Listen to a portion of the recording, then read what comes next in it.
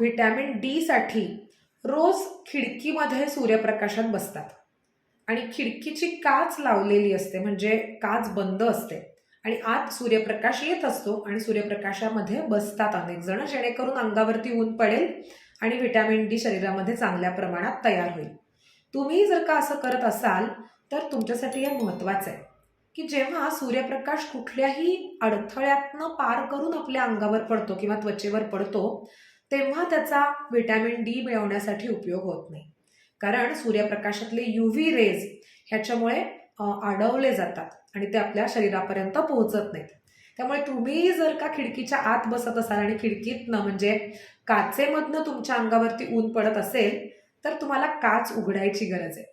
Direct sunlight जेव्हा आपल्या स्किनवरती पडणार आहे तेव्हाच त्याचा व्हिटॅमिन डी मिळवण्यासाठी उपयोग होणार आहे.